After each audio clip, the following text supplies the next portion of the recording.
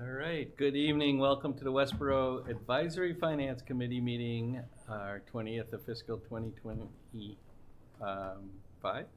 It's February 20th, 2025, so it's a lot of 20s in the meeting tonight.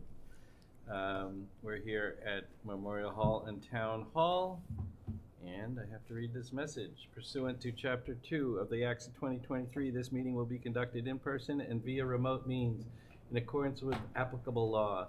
This means that members of the public, as well as members of the public body, as well as members of the public, may access this meeting in person or via virtual means. In-person attendance will be at the location in the posted agenda, and it is possible that all members of the public body may attend remotely with in-person attendance consisting of members of the public. This meeting may be accessed remotely via the link in the posted agenda.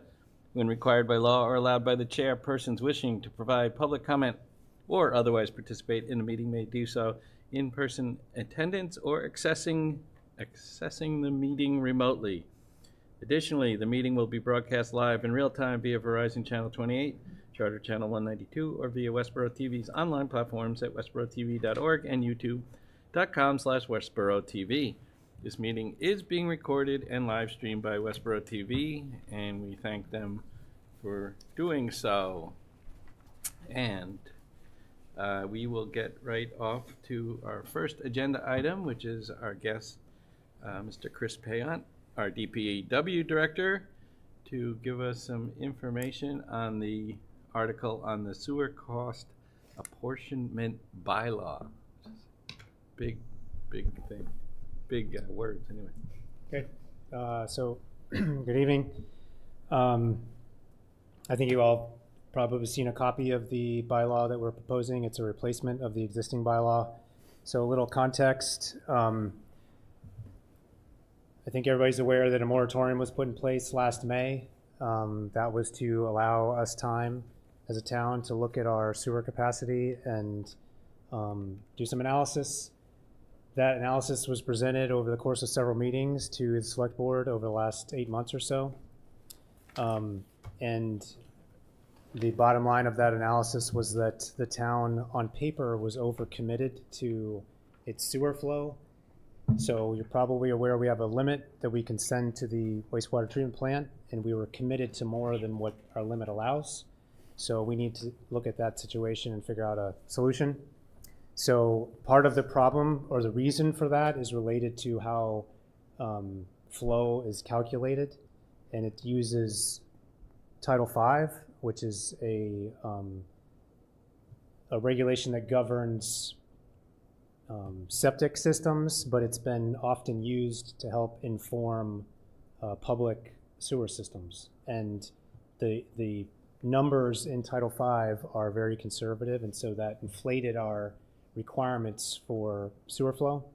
So our bylaw that we have right now is based on Title V, and for us to adjust how we calculate and allocate flow to the town for various reasons, we need to update the bylaw because that's going to govern how we move forward to issue flow in a way that doesn't overcommit the town and gets us basically back on track for sewer flow. So the bylaw is making an adjustment to, if you read the existing bylaw, the current bylaw today talks about Title V, and the new bylaw is steering us. There's still a connection to Title V, but it's not completely reliant on Title V, and so we need to make those adjustments. So for us to lift the moratorium, we need basically new rules in place, and those rules are the bylaw and subsequent regulations that will add on to the bylaw that will then just basically give everybody the rules of the game for issuing and permitting flow, and then we can lift the moratorium and move forward. So that's the reason for the bylaw. It's to get those rules in place to make some adjustments to how we issue flow.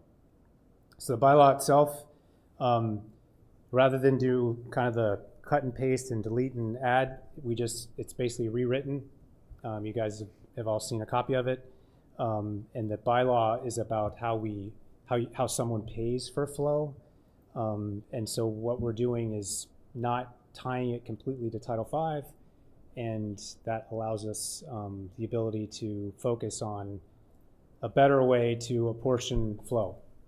So the gist of what we're doing is really unrelated to fees and money. It's about how we calculate flow, but because we're adjusting how we do that, and the current bylaw dictates how we set those fees, and that's dictated off of Title V, we need to adjust the bylaw. So that's kind of the reason why we're doing this. So the connection fee is figured out based on the use that you have for your property, and then the units you need in terms of sewer flow to accomplish the use you have. And then those numbers are multiplied by a base fee, and you get your permit fee, whether you're a homeowner or a commercial business. So if you look at the bylaw now, like again, the currently approved bylaw, there's numbers in there. It's $10,000 for a single family home to connect to the sewer system. And just to be clear, all of this is about whoever's connecting to the system. So we're talking about, in terms of like homeowners, a small number of people, and in terms of businesses, it's only businesses that are either new or changing their use. Otherwise, this doesn't have any impact on you because you're already connected to the system and you're already using it as you were permitted. So back to a connection. So if I'm a single family homeowner today and my house isn't connected to the sewer system and I want it to be, I pay $10,000 and hire somebody to connect me to the system. But the connection fee is $10,000. And that's, the unit there is a single family home, which is described as a 4-bedroom home. And what we intend to change that to, and I say intend to because we have to first get the bylaw updated, then we have to implement regulations, and the select board is the approver of the regulations, and we've been previewing a lot of this with the select board, but next week we'll have another meeting with them where we'll talk more specifically about this bylaw and the regulations.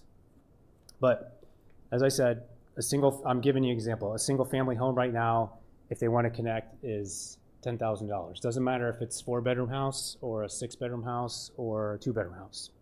And what we're changing it to, or what we're proposing, is instead of basing everything off of a 4-bedroom house, it's based off of a bedroom. And so if you take a 4-bedroom house, and if you have a $10,000 fee and you divide that by 4, that's $2,500, per bedroom. So that's the number we're using, because 10,000 is what the town's had for a really long time, and so we're just going to basically divide that by 4, use 2,500 as the base instead of 10,000. And if you're going to put in a 3-bedroom house, you pay 2,500 times 3, which is 7,500, and you pay $700. If you're putting in a 6-bedroom house, then you're going to pay 12,500. And if you're putting a 4-bedroom in, you're going to pay 10,000. Right now, everybody pays 10. And there's, if we weren't at the point where we were, if we were trying to solve this sewer apportionment issue, it wouldn't be on like our agenda to change the bylaw, even though what I just said doesn't sound, for probably many, that I pay $10,000 if I have a 2-bedroom home and I pay $10,000 if I have a 6-bedroom home. But our plan was not to change that just to change that. Our plan is to fix this apportionment issue, and since we have to fix that, we take a harder look at how we're billing right now, or assessing the fees now, and say, hey, it probably is worth looking at, and we did, and it makes sense, at least in my opinion, to make it a little more equitable across the board in terms of how we assess those fees. And if you're a commercial property, it's a little bit different. That $2,500 would still be the base kind of multiplier, but how you calculate a commercial property is different, because that's dependent on your use. So if you're an office space, if you're a restaurant, if you're a gymnasium, if you're a barber shop, a doctor's office, all of those have different calculations for how you determine their flow. That's all listed in Title V. That's where we get the base number. What we're doing is adding a factor to that calculation, and happens to be a 70% factor, to adjust that Title V flow so that we're not permitting so much flow that's excessive, right? So I'm just making this up, but if it's 100 gallons a day for a doctor's office per Title V, 100 gallons of flow per day to the sewer plant that you plan for based off of, say, a doctor's office. I mean, that's not the case at all, but I'm just making it up for easy numbers. What we're saying is we're not going to allocate 100 gallons a day. We're going to allocate 70% of that, so 70 gallons per day, and then everything else is factored off of that. And so, and that 70%, we didn't just make that up. All of this analysis that has been done to date has given us a very good picture across the board of how commercial properties typically use the flow they're giving in terms of how much out of the flow they've been given is really actually used, right? So you have a permitted flow, but as you all know, if you're connected, your bill is based off your water because that's metered. And so we can look at a water bill and use that as an estimate of how much that doctor's office actually uses. So they might have been permitted for 100 gallons per day through Title V, but they might actually only be using 50 gallons a day. And so we're giving up 50 gallons to that doctor's office on paper that we can't issue to some other commercial property that wants to develop. So we don't want to do that.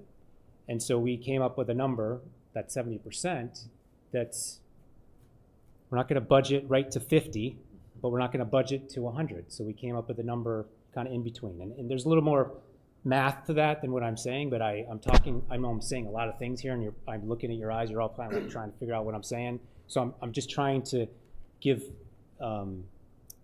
hopefully instill some confidence that we spent a lot of time figuring this out, 2 years, to get to where we are now. And this bylaw is what allows us to start the implementation of a system that will allow us to better account for our flow. So when you get a permit from the town and you pay your fee, you're not buying flow from the town. You're paying for access. We need to calculate how much flow you're using, not because we need to tell you how much you're using, but we need to know because we have limits we have to stay within at our wastewater treatment plant. So we use that model to come up with a fee. That's what this bylaw is. It's taking our methodology for calculating flow and turning it into a dollar figure so we can assess a fee to somebody to connect to the system. There's a whole lot I just said there, and I'm going to just pause for a second because maybe there's some questions. If not, I can keep going. But I don't know if anything I just said, it's clear in my head, but I don't know how clear it is I just said. So I'll start with a question. So with the residential, you're going to assume that a 2-bedroom uses less, have less flow than a 4-bedroom. That's the apportionment's less money, but it's also less amount of gallons, so to speak. Yes.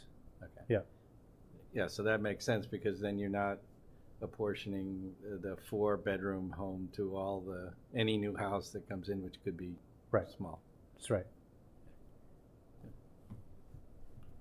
Go ahead. Just to follow up on the residential side, will you? I understand you're not going to make an adjustment on the connection fee, but will you go back and adjust your permitted flow balance for smaller? Okay. Yes. Okay. Yep. So, and that's what we presented to the select board most recently. There's a table. It says how much flow is allocated towards commercial properties, how much to multifamily properties, how much to single-family properties, and we have a before, which is like what it is right now, and we have an adjustment based on those calculations that basically bring back flow on paper to the town that we can then use to issue other people. Yeah. Thanks. Andrew? So I have a pre-question before my real question, and the pre-question is, It counts Do you as a real use- question. yeah, but, okay, so it's gonna sound like a real question then. Do you use different material for a 2-bedroom versus 4-bedroom, 6-bedroom house for the pipe you're putting in the ground? Or is it always the same pipe for the connection? So the Yeah. pipe coming out of the house. Typically, it would be the same. It's a plastic pipe, Okay. but we don't actually install those. It would be installed, by a contract, like whoever the developer is that hired to do that connection to our main system. But Oh, okay, because I guess then that gets me to the meat of the question, which was, what is the actual cost to the town for that connection? Because I know that the homeowner is responsible up to the property line. Are they also responsible for all the costs that then go into the line, plus over the cost for the fee? yeah, if you have a new property, like empty land, I put a new building, house, whatever the case may be, and there's a public sewer line that runs past your house and you want to connect on your street, then that property owner pays the bill to connect, to hire somebody to put a pipe in the ground that connects it from your house all the way to our pipe in the street. Okay, so there's no additional cost to the town if, for example, the sewer line was 300 yards away that you just had to draw pipe to. So that's the homeowner's responsibility. They're just paying the one-time fee for the hookup, and the homeowner pays all of the rest.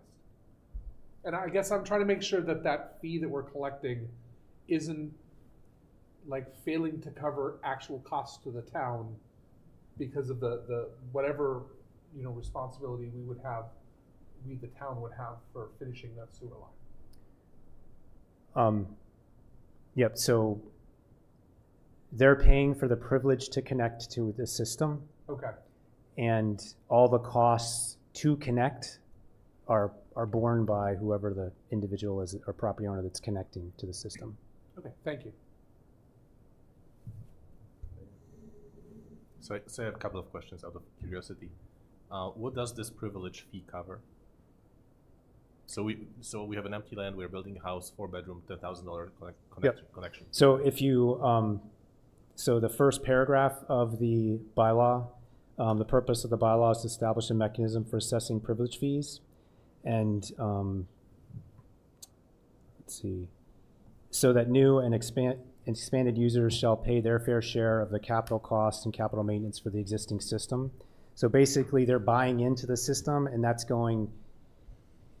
It's a contribution to future costs for maintaining the overall system. That's what that privilege fee is buying. So if I may, the second question, comparing this bylaw to existing bylaw from the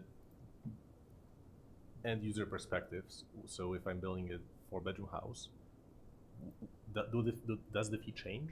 Am I going to be paying more under new bylaw versus existing bylaw? For a single-family homeowner, no. It's basically it changes if the size of your house changes. Whereas right now it's a flat rate for everybody. But if you build a smaller house with less bedrooms, then you're going to pay less to connect to the system. For a commercial property, that's a different story because it's totally dependent on the use of the property and what type of flow they require. But for a homeowner, it's really no change other than the fact that there's the potential they could pay less if they have a smaller than 4-bedroom property that they're building. So if it's a 4-bedroom property, I will pay $10,000. If it's 3-bedroom, it's going to be $7,500. That's if it's right. 5-bedroom, it's going to be $12,500. Yes. Okay. Beth has a question. It's from actually the staff. several parts. Yeah. Can you hear me? Yes? Okay, excellent. One is there something that standardizes the size of a bedroom, something that distinguishes a bedroom from an office? And is there something, and so those are questions about this new user fee. For people who are existing, does this fee structure, which is a connection fee, make any impact at all? Because So- we're paying based on our water usage. So for a, man, Definition of Bedroom bedroom. definition. bedroom, yeah. So there is a definition for a bedroom. There's one in Title V. We have that same definition. We've added a couple things to it just to make it 100% clear what a bedroom is. I don't have it in front of me, but it's well defined what a bedroom is, and it's not just like it's not up to the property owner to decide what a bedroom is. It's defined by 4 walls and several other things that are criteria. And then to your second part, sorry, can you just say that one more time? Somebody who's already existing, does this affect them at all? They're already on the sewer. Yeah.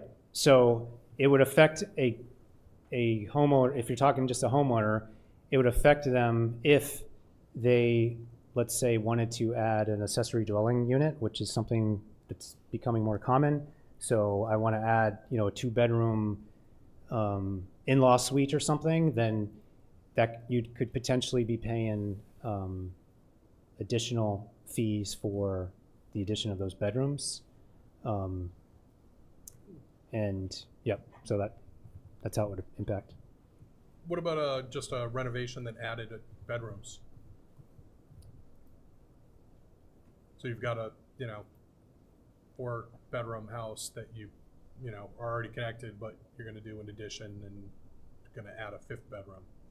Would there be an assessment then as well, or would you be grandfathered in under the original connection?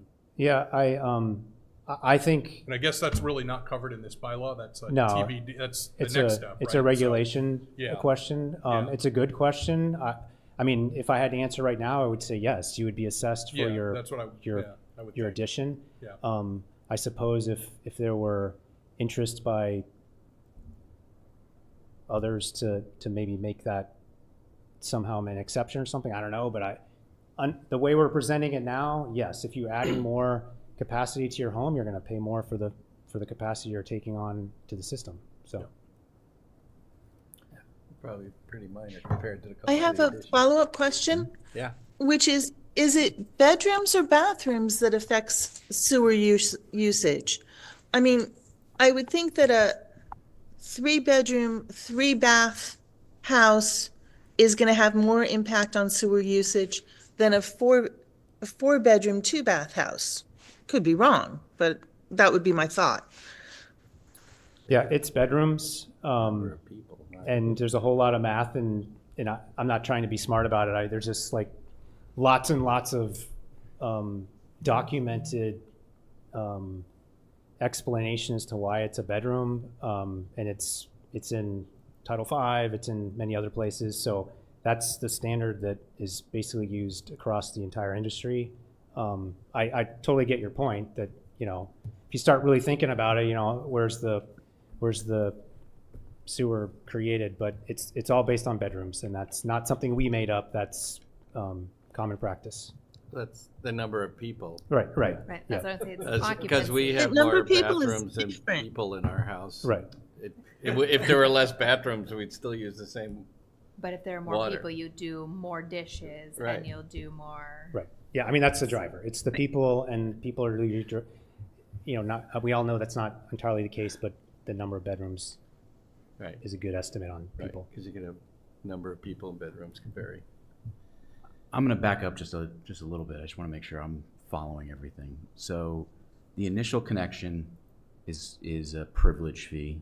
Right now it's standard regardless of the number of bedrooms, correct? Correct. The ongoing usage, the flow, is essentially charged by proxy of water usage. Yes. If that's the case, why would we change? Wouldn't it follow that regardless if it's a 4 or a 2-bedroom, if it's the same infrastructure that's put in place and it's the same connection, which is admittedly all borne by the homeowner, wouldn't the better alternative structure be to look at the usage fees, the flow fees, the water usage? To develop the connection fee, you mean? No, actually, to solve any of the problems, either financially or predicting flow. I mean, if that's what we're using, I mean, the analogous thing to me is electricity supply. There's only so much of it, but regardless if you have a 2-bedroom, 4-bedroom, 8-bedroom, if you have a 200 amp service, you're paying the same service fee and the same connection fee. Where they then make up the difference is by apportioning it based on usage.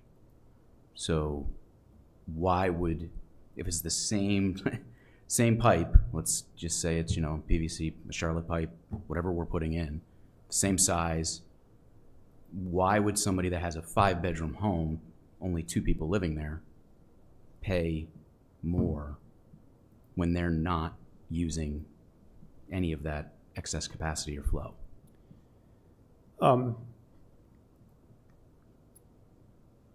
If we base it all on bedrooms, which is what we do now, and we're proposing we would continue to do. We're just adjusting the number of bedrooms we would base it on. So right now it's based on 4, essentially a single-family house, a 4-bedroom.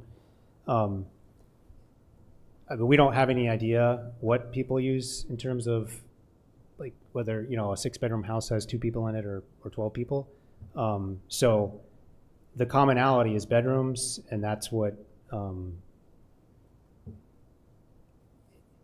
I have no, your point is well taken in terms of there's probably plenty of houses out there with lots of bedrooms and only 2 people living them. But from a planning perspective, we have to make some standard. And if the standard is based on bedrooms, which is related to people, and you have more bedrooms, then the assumption is you have more people. Whether that's true or not, I don't know, but the assumption is you have more people, which means you have more impact on the system itself. And that privilege fee is your connection into the system, and that's kind of your contribution to the capital maintenance that's associated with the operation of the system. Whereas your user fee, like your use fee, one, you control that because you determine how much water you use or not. That's not necessarily just paying for capital. That's paying for just the daily operation, like the operation of the treatment plant and the pump stations, and just maintaining the system on an operational perspective. Whereas the access fee, the privilege fee is all the dollars go to the same place. So it's not like we could differentiate, specifically. But in theory, the privilege fee is paying for that. Like, that's your payment into the bigger capital maintenance of the system. And we have the projections to show, let's just stay with the $10,000, that $10,000 over the life of a $40,000 or 40-year sewer connection, that pays for their portion of the capital maintenance for 40 years? No, we don't have those numbers, and I could probably say it's not close to covering the costs. We got to this point because we had to solve the apportionment issue, and part of that forces us to look at this connection fee. And the town decided at one point in time to make it $10,000, and we didn't see any need to adjust that if that was what was appropriate for however many years. The only adjustment we made is we're now using a smaller increment of that $10,000 instead of a flat $10,000. So I can't imagine $2,500 or $10,000 covers the lifetime of a property owner being a participant in the sewer system over 40 years or whatever the case may be.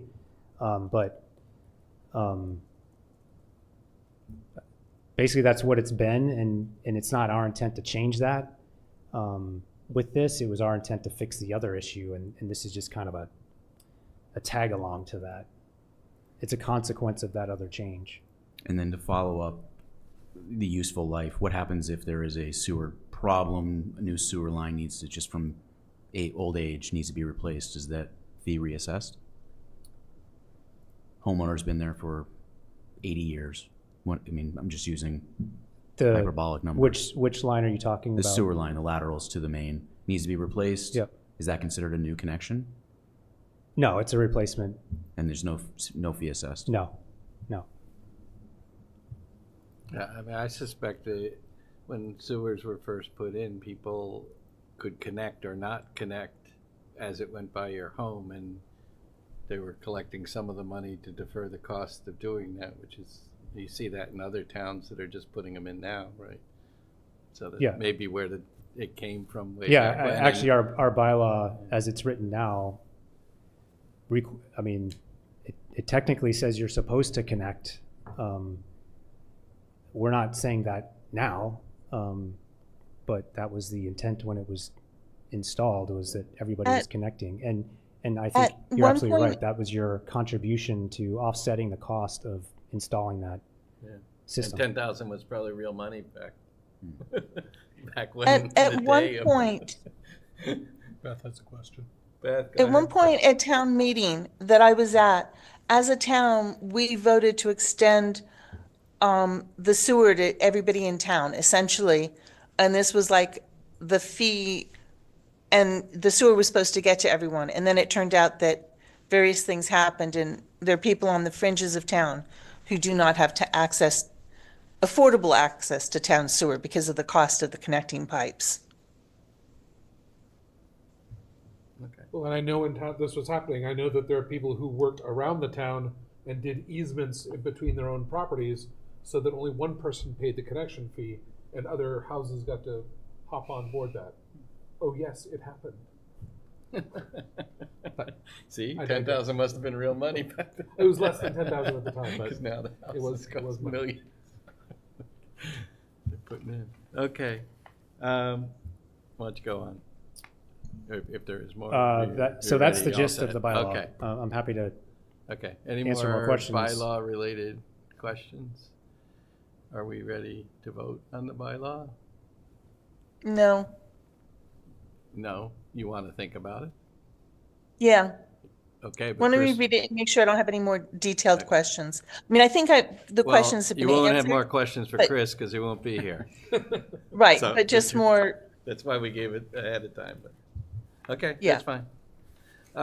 Okay, so Chris, there are other DPW articles that we have some questions on before we voted, so if we could go through those and I can get people to ask their questions, then we might be able to proceed. On my list, the first one, and I'll ask whoever has had the actual questions to let us know, but one of them was an article, currently 12D, were 3 one-ton vehicle replacements that are there, and I believe the question related to around, can we do 2 this year or something instead of 3, or I don't remember if it was this or the police cars, that there was gonna be a gap in when they actually needed them. No, I think this is the one where like the purchasing wasn't normalized, right? So it makes sense that they have to purchase them every year. They have, Jake told me, and I can't remember, a lot. But there was sort of a high point and then it dropped off. And so I think the question was really around, can we order, it was like 3 and then 2 and then 1. Could we do 2 and 2 and 2 and sort of get on a normal cycle where we're replacing 2 every year? Or is there a reason why it's 3 this year? I'm pulling it up right now to look, but I think that was sort of my recollection of the conversation. Yeah, I can. Want me to just talk about that or wait Yes. first? That would Okay. be great. Jump in. So over the past several years, we've implemented a capital vehicle replacement plan. It's been published. It's in the book right now. There's, a lot of good effort that went into developing the fleet we have, but it's dated, as you've heard explained many times by me before. And so in a perfect world, we have every vehicle mapped out over the next 50 years, and we know exactly the timeline for when we would replace them. But it's not a perfect world, and we have equipment that's really old, and so we kind of Band-Aid some things, but sometimes those things the Band-Aids fall off and everything falls apart, and we got to fix it right away, or we don't use it. So there's really 2 factors. One is we understand that the town has constraints in terms of budget, and so we got to come to the table with something reasonable. In the last several years, we've come to the table for some pretty expensive items related to vehicles. And so we came to the table with something on the lower end of the cost. In terms of the free cash, it's 155,000, and in past years it was, closer to the million end of things. Yeah. So that's one factor, is like just financially what makes sense for the town to bring to the table, knowing there's other requirements out there from other departments for capital money, right? So that's one. The other thing is just related to the condition of the equipment. So we spent a lot of money over recent years on some of our bigger equipment, which is high dollar. And so we lost several years of purchasing the 1-tons. That's our largest fleet. So if we wait too long on that fleet, then we have to do many years of a lot of purchases to make up for the life cycle that we've lost. So this year, based on kind of our look financially and also our look at our fleet, we proposed the 3. If you look at the capital plan for next year, there's not much listed there right now, but 2 years from now, there's a loader that's listed for a couple $100,000. It's probably going to be more than that because it's going to be, a year from now. And that loader is on life support. Like we don't let it leave the DPW yard right now because we don't want to put it on the road, but we need it. So we use it for kind of around the yard type things, but we're going to probably next year pull that vehicle forward and purchase it sooner than what the capital plan says.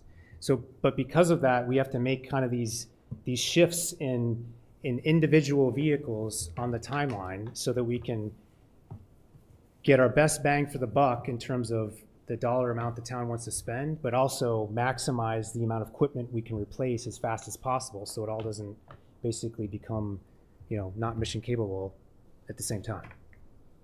Yeah, So- that makes sense. 'Cause like last year, I looked it up, it was a jet vac and a 6-wheel dump truck. This year, you don't need a 6-wheel dump truck, but you might get an extra 1-ton. Well, and truck or something. that, You yeah, still replaced. although we do need a 6-wheel vehicle, we Yeah. just didn't We didn't put it put it forward. down.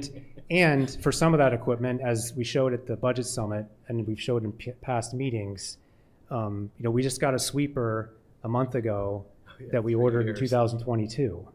And so and what we've talked about previously with our equipment is not just replacing equipment, but also transitioning and adjusting our fleet so that in some cases we can reduce the types of equipment we have. And so we've done that with some multi-purpose equipment that you've seen in the past where we have trucks that can do lots of different things. So those adjustments to our fleet, some of them can't be made until the equipment actually gets here. And so we have 2 of those 6-wheel trucks on order from previous years, but we haven't actually received them. So we can't make fleet changes until they actually show up, and then we can make those adjustments to our fleet. But you can't do that until the equipment's here. So we wanted to kind of pause that 6-wheel purchase because we want these other trucks to get in. We can make our modifications to the fleet, see where we stand, and then go to the next version of that. And in the meantime, we said, okay, let's plug in these 3 1-tons. They're on the scheme, in the relative scheme of things, they're low cost relative to everything else. And it just made sense to kind of insert those and tackle those to buy us some time while we figure out the bigger trucks. So I will say, it was really my question in terms of normalizing it, and I didn't consider in the grand scheme of all the equipment. So as you were talking, I scrolled through and we're in the hundreds of thousands every year in just different pieces of equipment, right? So over the whole picture, it normalizes, which really was my sort of thought. It makes sense. So 'cause thank you. Yeah. The police cruisers, it's always just police cruisers. The Right. DPW, They just- there's 17 types of equipment that Right. we saw. So. Yeah, and so if Okay. we order 1-tons the year that we don't need a 6-wheel or a new loader and don't replace as many in those years, I guess it makes sense. So thank you. Okay, does anybody else have any questions on this particular article? So everybody else will be ready to vote on this article. Okay. Let's keep going and then we can just vote them at the end, I guess. Water management improvements, 12F. I guess this was, I don't think it was a question on the technical question, but this was originally broken up into multiple articles for the study, the maintenance, the well boosters, and the water meter. And that, I guess, well, one of our members was not in favor of it being broken up because I think he wanted to vote on them separately. But is that decision, that's a town manager decision, your decision, or both? Or I don't know whose ultimate decision is. I know that's the way we recommended that it be funded. And the reason for that is, I think I might have mentioned this previously, is some of those things aren't 100% known, the cost. And so if one thing is less money, but the other is more money, we have the flexibility to adjust versus we asked for $80,000 and it ends up being 85, and then we're like, well, what do we do now? Because we only asked for 85,000 or $80,000, and we're short 5. It's because something changed. So we asked for this bucket of money with, quantifiable and specific needs that money's going to pay for, but we have some flexibility should things change, because we start this process, last August. Sure. And by the time we get to March, things don't change dramatically, but there will be changes. And it's not even in March necessarily that all of these things are under contract. It could be several months later. And so it just, in my view, which is why you're presented this way, it just provides a little bit more flexibility to make sure we can get done what we say we want to get done and not have to go back to the table to debate it again. Because we were short, some small amount of money. So that's why it's written that way. Yeah. I don't know who decides if they want to split it out or something like that. But did you have any specific questions on the items in the thing? Yeah, so I guess the question is, if we look at the 4 items that are in there and we don't believe in one of them, should we vote against all 4 of them? So it's like an all or nothing vote. Yeah, I guess it's your choice. Yes. Yeah. Or you recommend a lower amount. Yep. Which is an alternative. So my specific, I don't know if you were copied on it or not, but the water study for $100,000 seems. You sent the previous one, and doesn't seem like to update it 5 years later should cost $100,000. Well, that one was done in 2019, and it cost $75,000. So, and this one we're doing is actually going to have a little bit more to it. And we discussed it a little bit, but there's a hydraulic model that's associated with it, and that requires updating. And so that's all just kind of computer math, programming, modeling things, but it costs money. So anyways, it was $75,000, 5 years ago. So I don't think that 100 is too far off. I think our estimate right now is about 89, but I don't think it's smart to budget to exactly the dollar amount you're gonna ask for, or you think it's gonna cost, because if there's any fluctuation, then you're kind of stuck and you can't get what you need. But could you have a proposal now for the work? An actual proposal? The actual proposal is 89. Is that what Yeah. And did you get more than one proposal? No, because it's an update to an existing study, and it's been many years of it's a culmination of actually decades of capturing the growth of the water system, and so to hire someone else to basically recreate all of that would far exceed what we're asking for now, because basically another company would have to redo it if we went out to somebody else. They're not going to just take what we have and update it. They're going to go start over basically and do something different.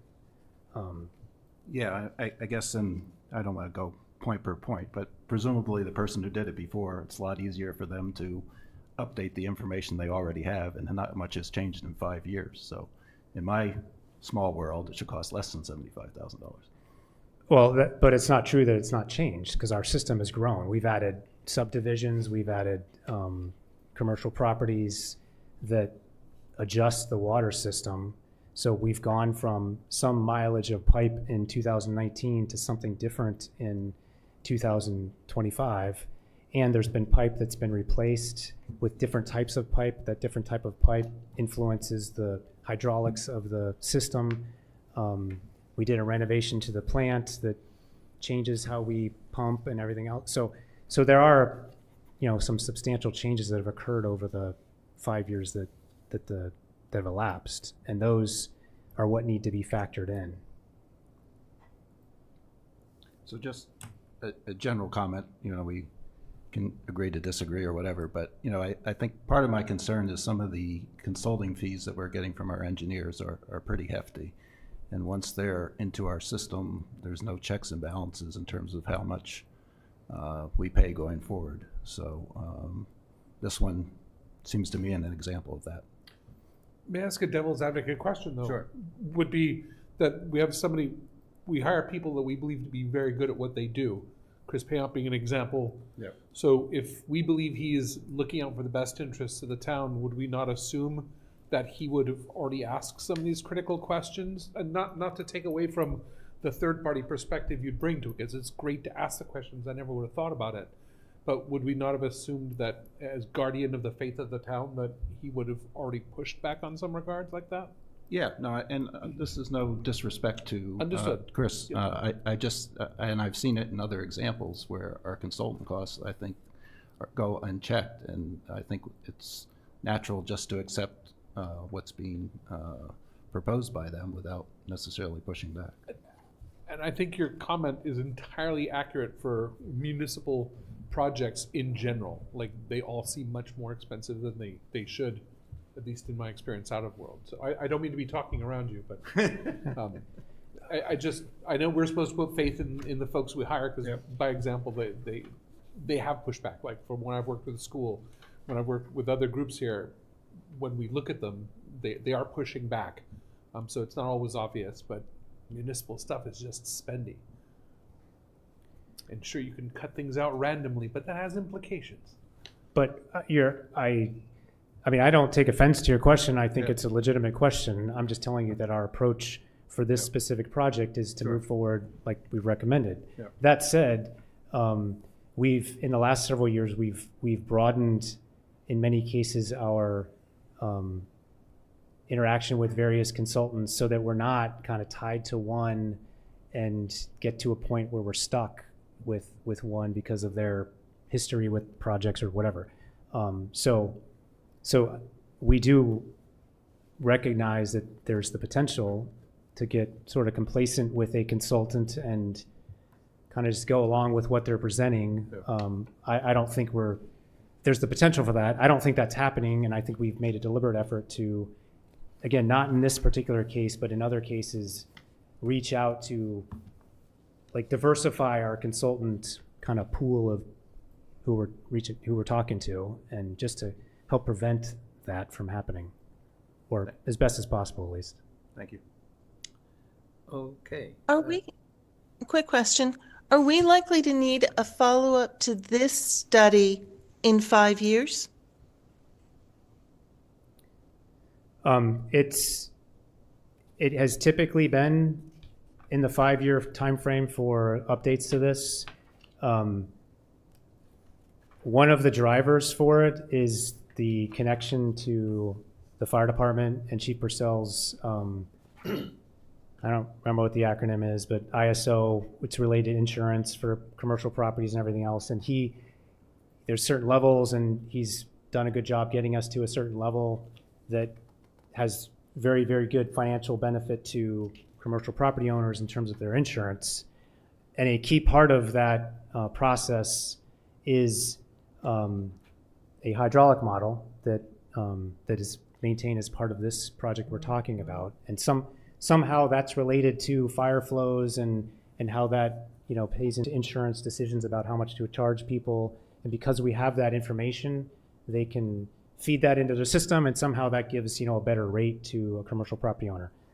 I'm not saying that we have to do that, but I know he's made a pretty strong case for it, and it's benefited, lots of commercial property owners by having it. And so that's not the only reason we have this update, but he's on a timeline of 5 years for how good that model is good in terms of whether the insurance company or whoever it is that does this thing for him, like their time limit is 5 years. And so that's kind of been our model every 5 years, and it's tied partly to that ISO. So should we be assuming approximately $25,000 a year, or 20,000, whatever is, you think is payable in chunks, payable every 5 years is going to be needed for this kind of ongoing study and maintenance for the insurance and the hydrants? I didn't understand your question, sorry. Just basically saying, should we assume that there's $100,000 every 5 years? And it sounds like yes. About.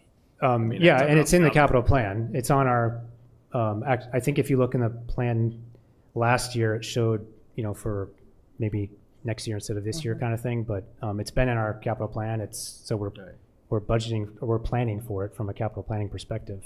And so, and it does come out of water retained earnings, so it's the water user should expect that, not it's not out of the general tax. Right. Just to be clear. Okay, then is everybody gonna be okay with voting on that one? Yep, okay. Lead service line mitigation. I don't remember the question, but maybe someone here does. I think it had to do with, I think you may have answered this in your email perhaps, but were you digging it up? Yeah. And just looking at it and saying, oh, okay, and then closing it back up because you have to know what you have to replace and get the right parts or whatever? Yeah, it's 2 parts. There's an identification requirement, which is part of the inventory that we have to submit to the EPA through the DEP. And some of that requires excavation because there's no other way to see the pipe without digging into the ground and looking at it. So that's kind of part 1.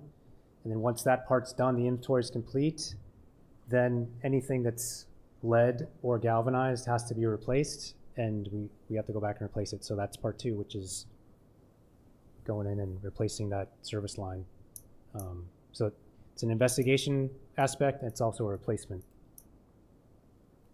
So does anybody here have another question on that, or? I guess I asked this question before, but is it clear that the town's replacing all the lead lines to existing, that are lead for existing homeowners? Is that the goal? That's our intent, as I understand it right now. But that being said, we don't know if we have any yet with 100% certainty. So, maybe the number is 0, and it's not a question. So, it's not really.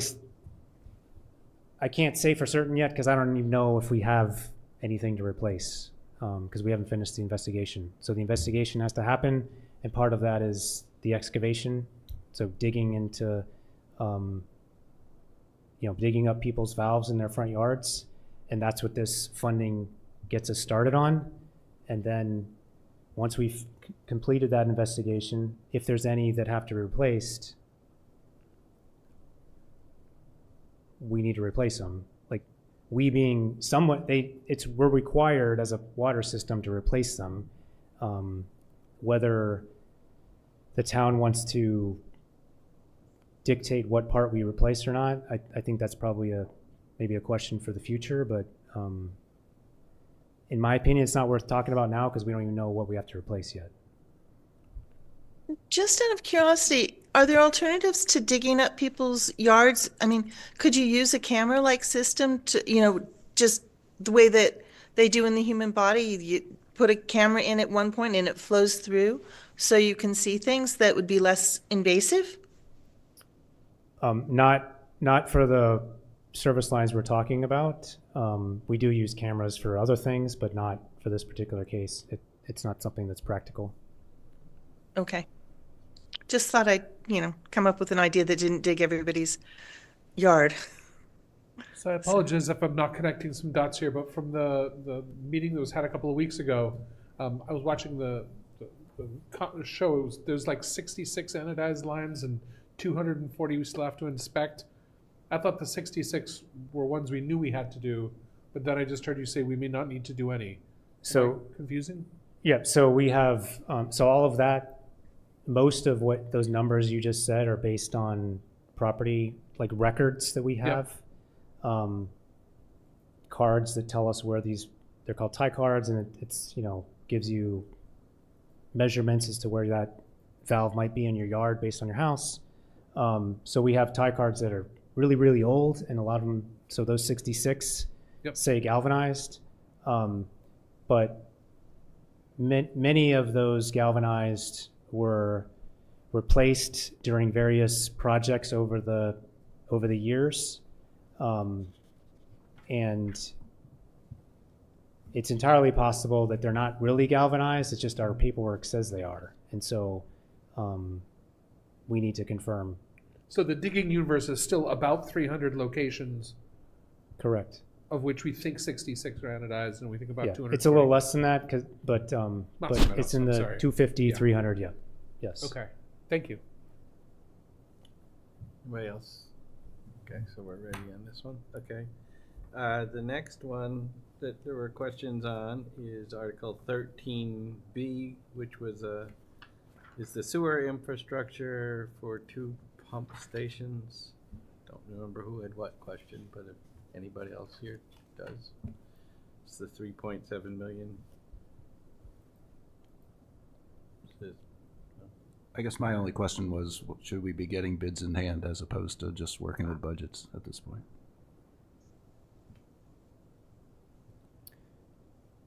I can tell you why I don't want to do that. Yeah, I know. Yeah. Because we want to start this project this summer, and our only chance to get the money is at town meeting in March, and the design is not 100% yet. So our intent is to go out to bid this spring, early summer. But if we do that, we won't have money to do anything. So we'll just have to basically wait a whole nother cycle to construction season to do the project. So ideally, we come to town meeting with a bid in hand that says how much it's going to be, but usually that doesn't work that way because just based on timing and everything else, I've rarely seen it happen. Unless we deliberately say we're going to do it, but do what you said. But then if we do that, our timeline's driven by town meeting versus the construction season, essentially. Just means the engineering needs to get done faster. That costs more money. Okay. And then the final one, and I don't know if you normally speak to this one or not because it's community center, but it's got DPW written as a proponent. But were there any questions on the HVAC at the community center that would be appropriate for Chris? 'Cause he's here now. I don't think Chris has the answer, but I asked Christie to provide the information on how the cost was calculated and how the rebate's going to work. Yeah, Right. we might need to follow up because I had asked for the rebate specific Right. information And then she's last gonna year. get us that, I think. I'm still waiting on it, so. Okay. I might have it. So what are you So I looking was for curious specifically? about the actual rebate, right? So we're relying on rebates to bring down the cost. There's some measure of it that we have a new administration and there's some question, right? And so I'm curious what the actual rebates are because I wanted the nerdy. Like the dollar grant amount account. or- No, the actual program. Oh. So we have the Yeah. dollar amount stuff. Yeah. I was curious about the actual program that's providing the rebate. Yep. Um, I don't know the name of the program. I do know that we did ask questions based on, recent potential changes, and it's managed at the state level. And so the assurance we were given, and I can't say this is going to be 100% certain, but we were told with some confidence that it would not be affected by any pauses in federal spending because it's a state managed. I don't know where the money's coming from, right. but So the concern then would be that it's a pass through, right? It could still be a state grant that's technically federal, and that's where I get a little bit Right, nervous. but already our, happening. Right. what we were told was that any pause at the federal level would not impact our rebate. Can I say that with 100% certainty? any No. of us? No. But we asked the question multiple times, had lots of conversations about it, and that's what seems to be the consensus. Okay, so if no further questions, I would like just to vote on, Can I do one callback just to the sewer really quickly, because we were talking about the water lines? How are those connections charged? 12D. So, new house, new construction connects to the municipal water supply. How are they charged? Like, what's the fee, or it's a similar approach. So you pay a connection fee to connect your house to the water system, and it's a $5,000 fee. And it's flat. Yep. Okay, thank you. I mean, Okay, when we get there. so don't go away yet in case there's questions when we start voting, because that does happen in this group, so just saying. Let's right. start back at 12D and do a motion and see where we get. Thank you, Chris. McMahon, I move to recommend the town vote to transfer $155,000 from free cash, $108,000 from sewer retained earnings, and $35,000 from water retained earnings for, Oh, I forgot the stormwater Stormwater. oh, I'm sorry, and 96,000. and $96,000 from stormwater retained earnings for the purpose of purchasing vehicles and equipment. Bradley, second. Is there any further discussions or questions at this time? If not, we can't start with Prashant because he's not here. So Beth, you're first tonight. Blumberg, yes. Bradley, yes. Brant, yes. Chimala, yes. Clap yes. Leslie, yes. McMahon, yes. Shafford, yes. So it is 8-0-0, one being absent. Okay. 12 McMahon, I move to recommend the town vote to transfer $525,000 from water retained earnings for the purpose of assessment, design, repair, and replacement of various water infrastructure. Bradley, second. Second. Any further questions? Confirming this is 12F, right? This is This 12F, Article correct. 12F, 525,000. Just for the person taking notes. Yep. to make it easy. Okay, Beth? Blumberg, yes. Bradley, yes. Brant, yes. Chimala, yes. Clap yes. Leslie, yes. McMahon, yes. Shafford, no. No. Okay. So we have 8-1. No, 7-1. 7, sorry. 7-1-0. 0. Okay. On to lead service line mitigation. 12G. McMahon, I recommend the town vote to transfer $400,000 from water retained earnings for the purpose of identifying, purchasing, and replacing water service lines. Bradley, second. Any further discussions, discussions, comments, theories? Okay. Beth? Blumberg, yes. Bradley, yes. Brant, yes. Chimala, yes. Clap yes. Leslie, yes. McMahon, yes. Shafford, no. 7-1-0. Gotta write that down. All right, next, we come to 13B, sewer infrastructure improvements to pump stations. Is this a borrow or an appropriate? These are both borrows. That's why they're in 13 instead of 12. Oh, right. Okay, thank you. This is 3.7 million. McMahon, I move to recommend the town vote to borrow $3,700,000 for sewer infrastructure improvements. Bradley, second. Any further? Oh. Beth? Blumberg, yes. Bradley, yes. Brant, no. Chimala, yes. Clap, yes. Leslie, yes. McMahon, yes. Shafford, no. So that would be 6-2-0.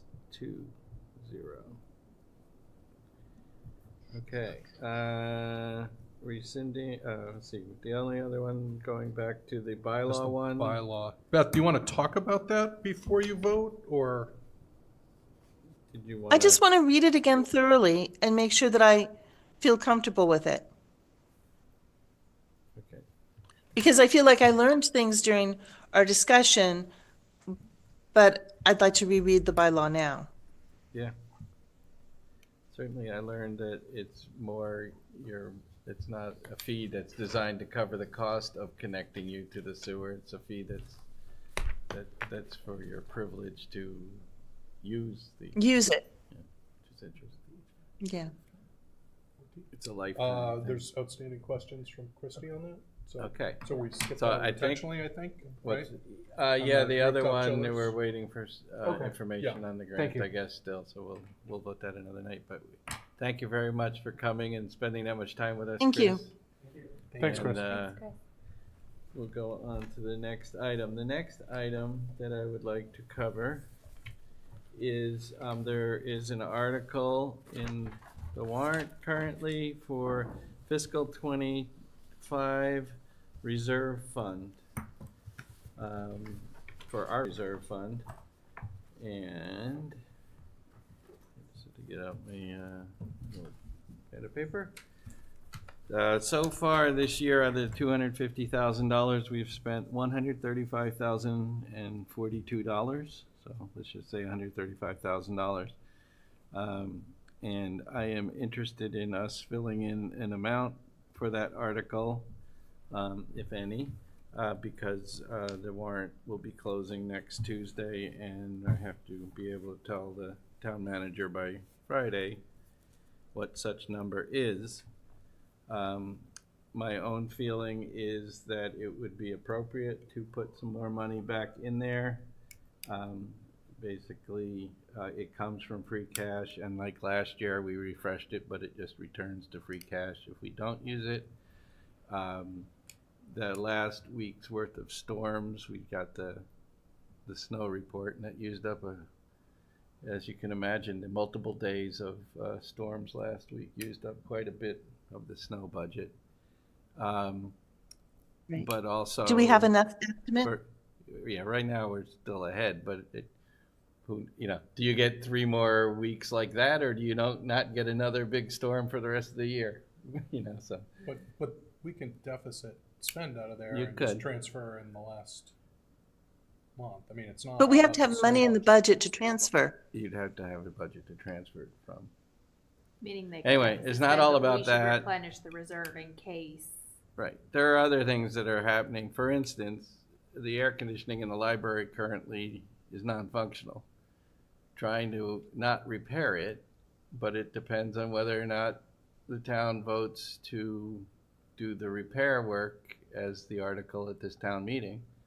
Should that get voted down, and it's a big hurdle, it's a 2/3 vote, and it's a big number. There ain't no free, and we're gonna have to spend some money to air condition the library, and at least repair the stuff that's there now, and we'll be paying for. Obviously, other repairs would have to be done in the future, but we'd have to at least get enough to get going. And then there's just general case. So anyway, I wanted to talk about it. I think it would make sense to me to put some more back in there, given that we just took out a big number for legal fees. So this is just to get us through the end. Through June. July 1st. Yep, June 30th. Have you talked to Christie about, I think we did ask her if she anticipated anything Well, else, but I know this is for unanticipated. For unanticipated. things, but sometimes, Yeah. but I think she said the legal fees she expected to be covered. So we just there voted enough anything- legal fees to cover right. you through town Through meeting. town meeting, and then She's there'll be a got- town meeting. There's an article article. here Right. that will, in theory, cover us through the end of the year. Right. Is there anything else though that she Not that I know knows of. on the horizon? Okay. Not that I know of. I know of the library things and certainly other things that break. The schools haven't had anything break lately, knock on wood. I don't know why you jinxed it like that. Yeah, you gotta. throw it out. Right. Right. Something's breaking When right things start now. to thaw, that's Yeah, when things go start bad. to But Check in in money. reality, it's a transfer to free cash and back. So I don't see it as a big thing, but it gives. But you you think just a replenishment is sufficient? Yeah. Oh yeah. Yeah. I know. Yeah. Like in my mind is like maybe we just add 100K back instead of the 135 or something. 30. Because we obviously normally do spend some of it in the front half of the year. So it doesn't. I mean, last year we just refilled it. Yeah. We ended up really not. We using haven't much, if changed the anything. amount, the 250,000 for years. Yeah, well, it kind of works because you have a chance at 2 town meetings to refresh it in the fall and the last fall or this spring town meeting to put more in if you have to. So it doesn't completely make sense to make it huge to begin with, to me, because I think it varies. And for instance, if we didn't have all the litigation this year, we wouldn't be talking about refreshing. We've only spent, what is it, $15,000 other than that. So, okay. I mean, I think it makes sense to just replenish. I think it's straightforward. It's what we did last time, and there's no actual expenditures at this point, right? It's just authorizing it just in case. Yep. And it all goes right back where it came from. I mean, it doesn't actually leave, Yeah. right, at all. The devil's advocate claim being that if we have it, they will spend it. If we fund it, they will spend.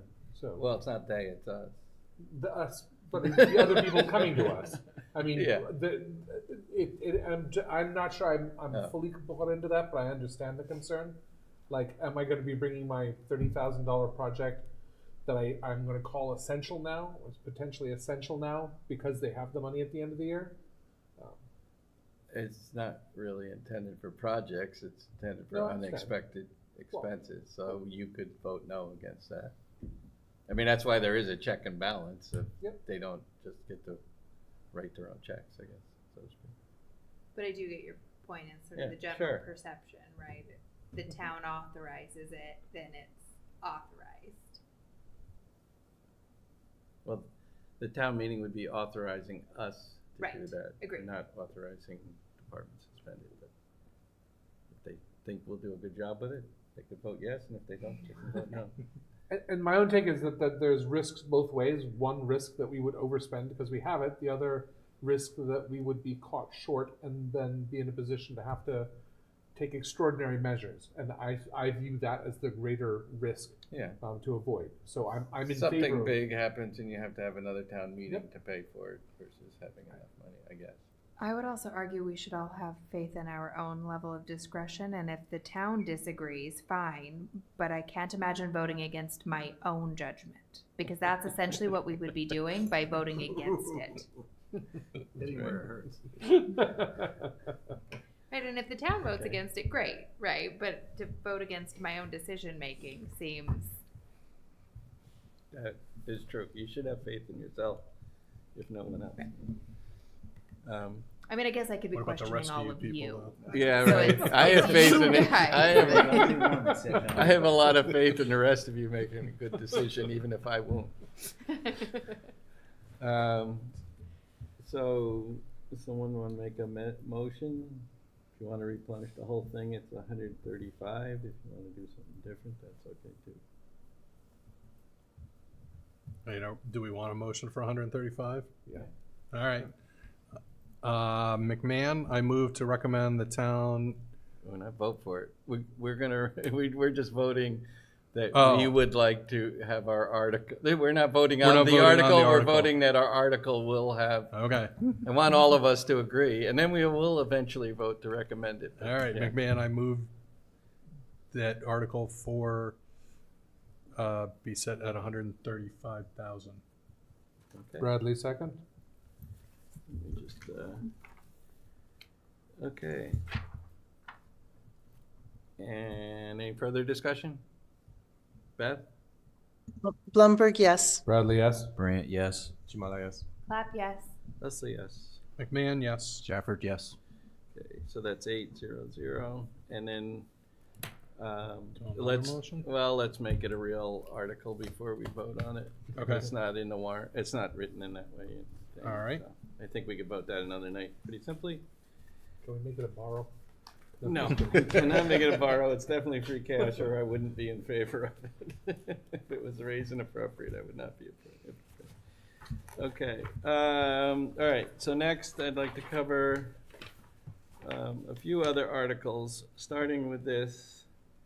I'd like to start with Article 29, which is a new article, and it's known as the Townie Baby Award.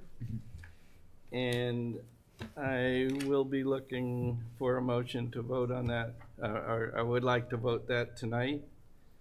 I'd like to remind the committee that last year the basically identical article was Article 45, and of the 383 people present, 10 were in favor and 373 opposed.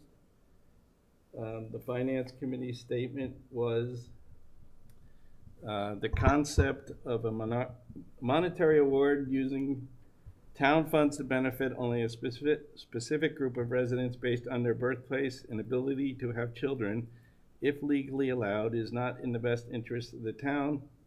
This article is in direct conflict with our motto, Westborough, a vibrant, inclusive, safe, attractive, connected, and engaged community for a lifetime. You might have scribed that, or part of it, I no? don't think so. Anyway, I don't really particularly want to spend more time on this in terms of hearing proponents or doing anything, and so I'm in favor of us voting and moving on this one. I would just want to get John's feedback in terms of the fact that I know citizen petitions tend to work through him. Has he made any comments or commitments to the petitioners that we should be conscious of in terms of giving them a forum if it was promised? All I do is I help for people who want. I give some guidance into trying to put the petitions into a format that will allow an efficient dealing with it at town meeting, and I don't set any expectations for what people should expect other than that I help them to the extent that I can, and then I tell them I don't take a position on it. So I will leave it up to the committee to decide how they want to handle this and any other article. Thank you, John. Yeah, I mean, I think it's very important to discern between what I would consider frivolous articles and articles with at least worthy of discussion, like perhaps the other citizens' position is, or other ones that we've gotten in the past. But I think it's very cynical to repeat the identical article a year later after receiving basically no support effectively. And you can see, we spent an hour discussing a real article tonight. I don't want to spend my volunteer time discussing this one again. I think another important thing is we've discussed this Yeah, already. So exactly. unless somebody has additional questions, and I don't remember that we had a whole bunch the first time. I actually, similar to last time, feel better if we not waste time discussing it, sort of on principle. Yep. We can vote and move on unless someone has any objection. Can we start with just assuming we're going to vote in the negative and Yes, we skip can. the turning it down? Yep. McMahon, I move to recommend the town vote against the establishment of a Townie Baby Award. Clap second. Okay, we have a motion. and a Blumberg, second. yes. Okay. Bradley, yes. Brant, yes. Chimala, yes. Clap yes. Leslie, yes. McMahon, yes. Shafford, yes.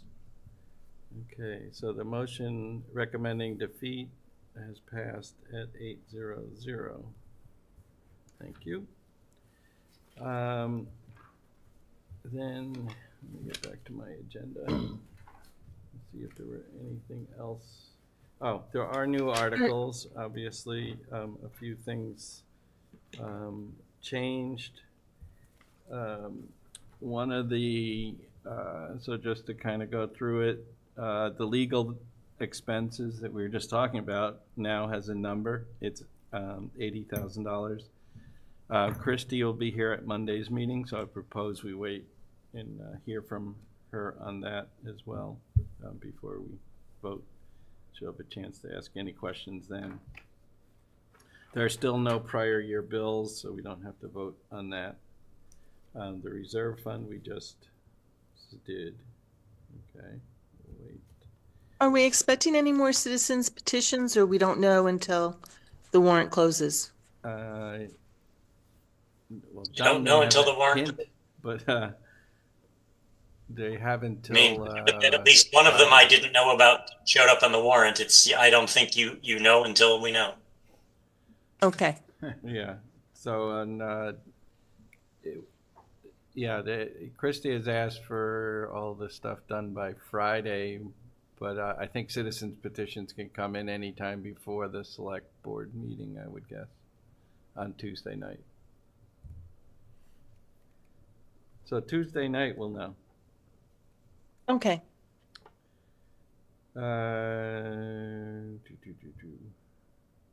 Okay, Christie can talk to the Waste Management Enterprise Fund. Still waiting for budgets, the special ed. I think we're gonna wait and see where that ends up. On the reserve fund, Westborough TV is coming on the 27th. Community preservation are coming on Monday to talk about their budgeted things. Jim Ball from the CPC will be here. Let's see, we already voted those. Police vehicles, have we gotten anywhere with answers to people's questions? Yes. We were just waiting. We were waiting for you to see the Yeah, movie I've or watched the something? video, yeah. I'm good. Are we ready to vote on it? I am. I'm not gonna do it. Yes? Oh, okay. So I guess we Yeah. could vote 12B tonight then. 12B. Or not 12B. McMahon, I move to recommend the town vote to transfer $225,000 from free cash for the purpose of replacing and equipping 3 police vehicles. Bradley, second. Any further discussion? Comments? Okay. Beth? Blumberg, yes. Bradley, yes. Brant, yes. Chimala, yes. Clap, yes. Leslie, yes. McMahon, yes. Shafford, yes. So that is an 8-0-0. 8 present. Okay, flipping the page. We're in the back 9 here. Yeah, we did a bunch already. I guess. Oh yeah. One question I had is how are we going to get more information on the swimming pool and the roof unit if, in fact, people have more questions on that or not? I mean, Do we can. people have more questions on I that? don't know. Yeah, I can certainly take questions too. It's in just It's a the couple of rec weeks. department, and The rec Christie will department, be yeah. here Monday. So maybe we can revisit that Monday, and maybe we're ready to go. Do we have questions though? I mean, I don't I don't think I have have any questions, specific ones. Oh, yes, we did have a question. And the question was from you. I We asked- wanted to see whether you could, whether swim lesson fees or something could I ever wanted pay her this actual back. figures Yeah. from her slideshow presentation, right? So Jen gave us some figures. I did the math, and I don't think that the amount of revenue she indicated would even cover the debt service. no, it was like $36,000 a month Per year. a year. Per year. I'm sorry. Which doesn't Yeah. cover the debt service, but I wanted to double check my math, but I hadn't written down the figures. So that's what I because we're telling people that it generates revenue, but it has to at least cover the cost before it generates revenue. So that was my ask, was for the actual numbers that she had presented. Okay. That said, based on the numbers she's presented, if that's the best we have, I'm also prepared to vote. I already know Well, how we I can feel put it about off for a meeting or two and see if we get any things. Can you poke away at that maybe a little bit, Jen? Thank you. And I think we're expecting to have the schools back. That's where we're waiting on. Were there specific questions on the Mill Pond chiller or plumbing repairs from people? I think there was a question on the amount for the design for the chiller. Yes, so there were two questions, plumbing, one for plumbing and one for the chiller. I sent those to the schools. Anita said that they would have a response for me tomorrow. Okay, so we can cover those. I passed those along, as well as the FT question that Andrew, I believe, had sent. So we should have all of those. So I'll have that information Monday. Great. And I contacted Assabet, but I got tape recorders, so I left a message, including for them to call you about scheduling. Okay, I heard from Ernie today because he sent me an email that said it was encoded or something secure, and it turns out it was a it was like a email you shouldn't open kind of thing. He's definitely fishing. Yeah. You spammed them? No, Yeah. you No, spammed he Walter. spammed me or something. His account got something. All right. Well, okay. Well, let's talk a little bit about Assabet coming. They sent us their booklet. First year I was on the committee, and second year on the committee, it was very interesting for me to learn more about Assabet by them coming and visiting. Do we have specific questions for them beyond what's in their booklet? Because given the timeline we have now, whether it even makes sense to have them come or not depends on how much interest we have in questions, and maybe people can go through that booklet that I think I emailed out and see if there are additional, because either we could ask specific questions or have them come if there's certain things, but maybe set what we would like to learn about to a more limited time. But some of you are kind of new to the committee, so maybe you haven't seen it yet. I don't know. But generally, we don't get to that amount is sort of a number that's done by the regional state to pick it, so we don't really. I guess you could vote it or not. I don't know what happens if you vote that number down. I don't quite fully understand. I think we still owe that much money if that many students go or something. So. Yeah. Thoughts? Anybody else? I'm fine based on hearing last year's presentation. It seemed like maybe you have them every other year would be about the right pace, from my experience. See what's going on new, what the trends are, but they do provide a lot of information in their book that sort of covers it.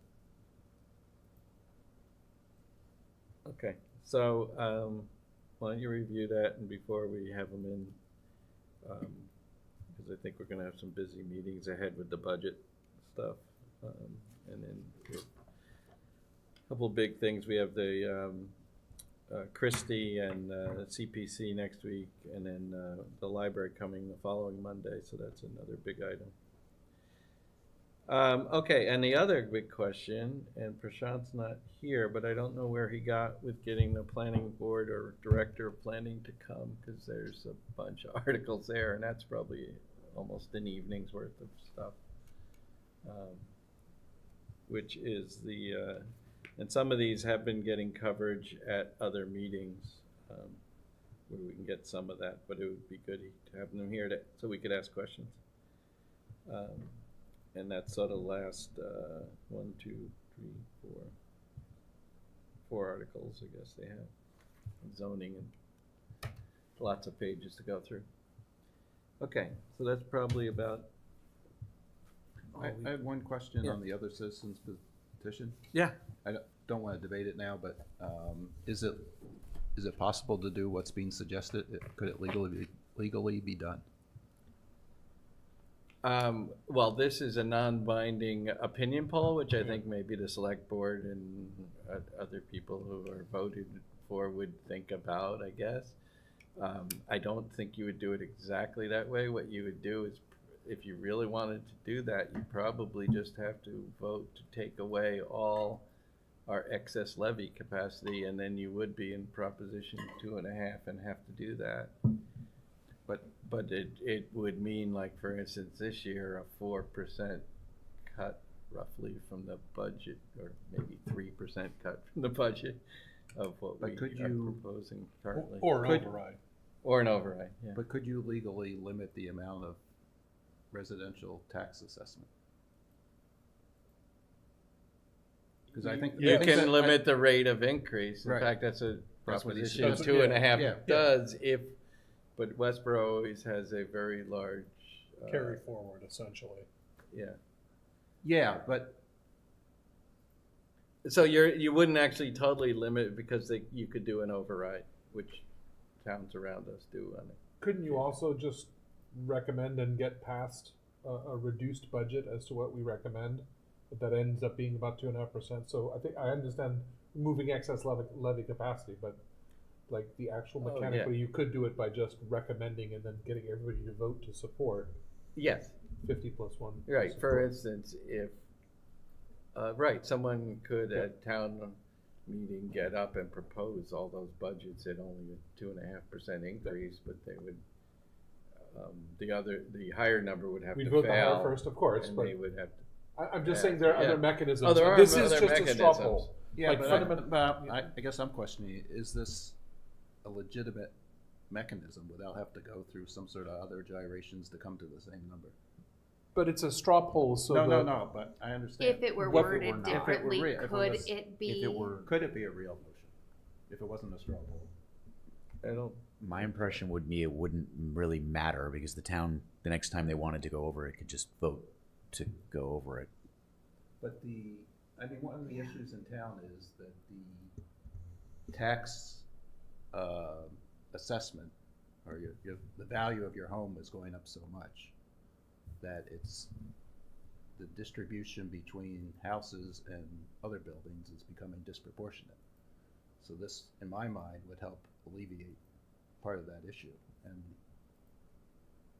It wasn't just to the residential is it though. just But I think just a the more commercial? practical application would probably be is if they wanted to go over this, they could increase the threshold, the voting threshold necessary to exceed 2.5. You could put in another checkpoint. I don't think this, as written, would ever practically do much. Well, it would lower the tax base. as Potentially. written, it would do nothing though, because again, it's just a straw poll. No, So- no, But he means yeah. if it were not written as Right. non-binding. If it were written to not be a non-binding petition, Right. play it out Right. logically. Right. The next budget comes up, the town overwhelmingly votes for it. This is not going to prohibit them. They're going to just put in that I they're agree. either repealing it or Not sure I agree. the town. No, could you'd have to always- you'd have to Because you can vote always separately override for it. the override. Any bylaws the town puts in, the town could. No, I understand. So we unless could they're vote a bylaw this contradicting- year that says no budget increase, Exactly. 0. And we could go back to town meeting next year and say 12% budget increase. Also get rid of last year's 0.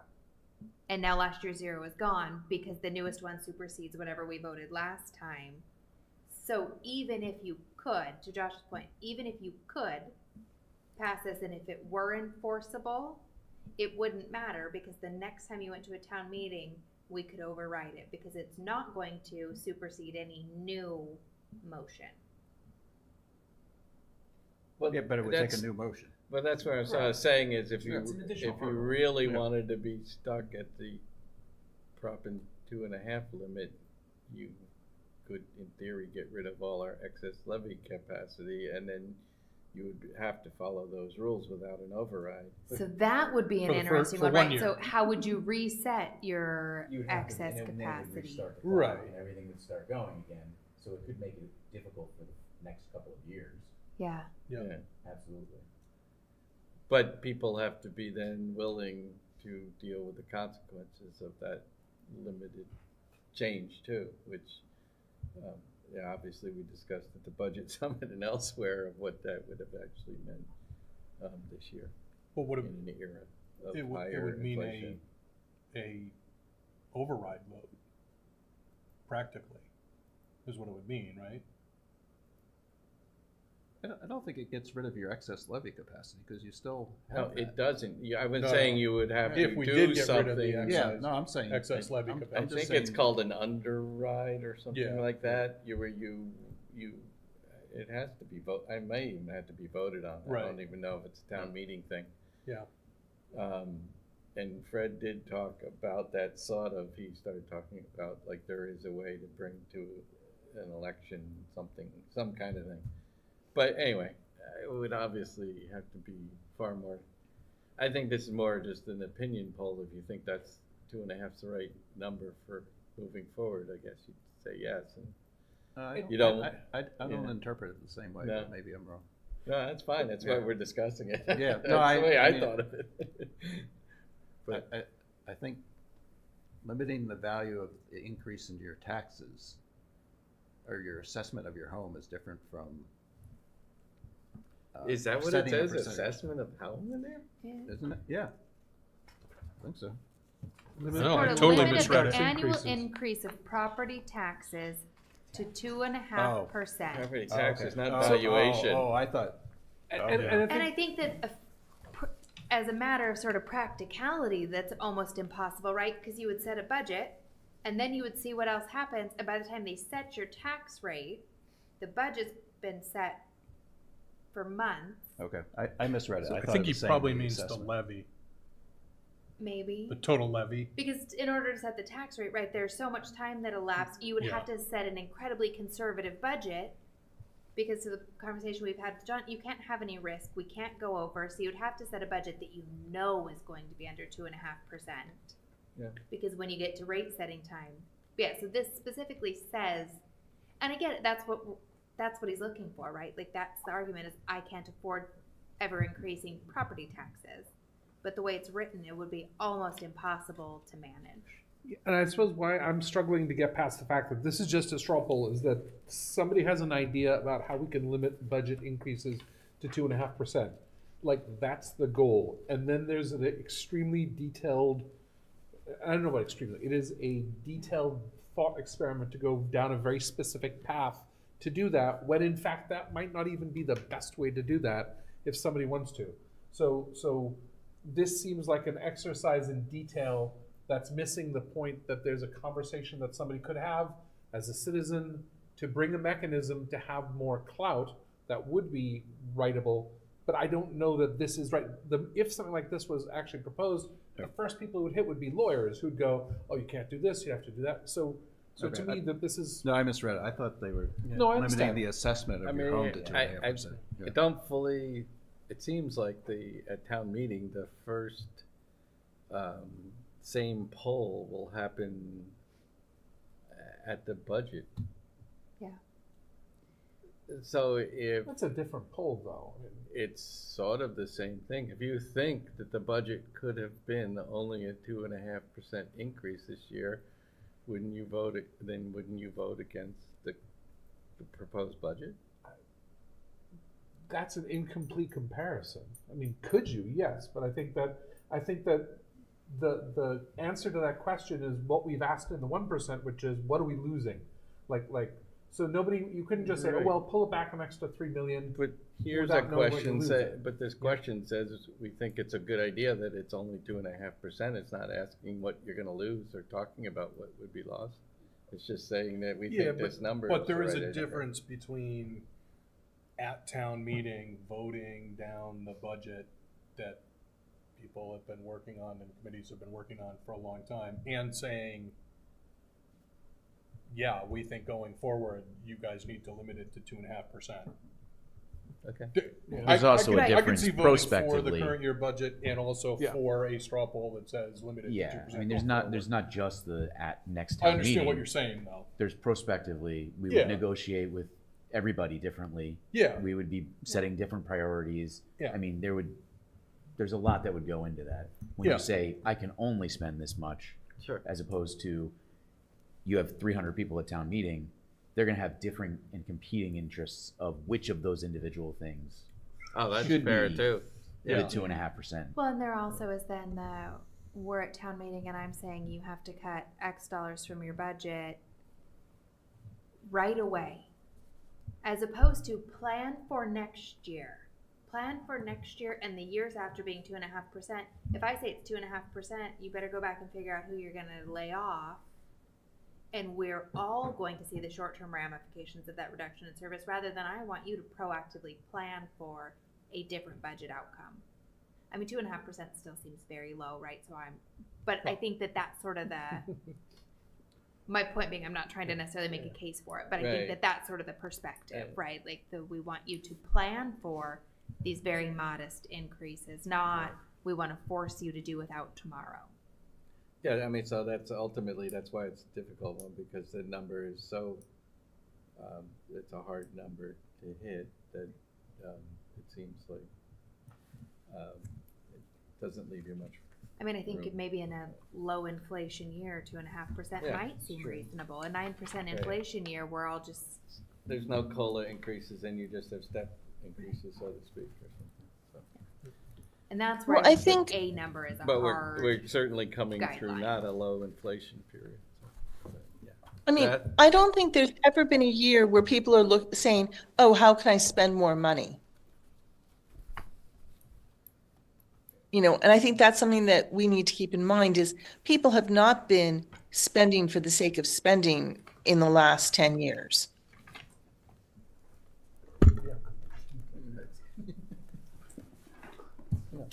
That's true. Okay. Sorry, my cat. Let me just look, see anything. Okay, so that's it for this. Any more information requests from any liaison reports? Okay. Only report I have is that today or yesterday, the bids were due from the general contractors for the library, so we have a meeting next Tuesday, which we'll see start getting the real numbers. And as I said before, from the sub bids, they were quite a bit below the forecast, so I'm hoping this part is too, so we have better numbers to work with. But we should know more. Monday night, we have the town manager here, so we'll cover a lot of ground because she's on a lot of articles in the CPC. And we need to approve the minutes of February 10th next. McMahon, I move to approve the minutes of February 10th. Bradley, second. Any discussion, comments, changes? Blumberg, yes. Bradley, yes. Brant, yes. Chimala, yes. Clap, yes? Leslie, yes. McMahon, yes. Shafford, yes. That's 8-0. Very good. Anybody have anything else? If not, let's move to adjourn. Shafford, motion to adjourn. Bradley, second. Blumberg, yes. Bradley, yes. Brant, yes. Chimala, yes. Clap, yes. Leslie, yes. McMahon, yes. Shafford, yes. It's 8:00, and it being 8:44, we are adjourned, and thank you, Westborough TV. Thank you.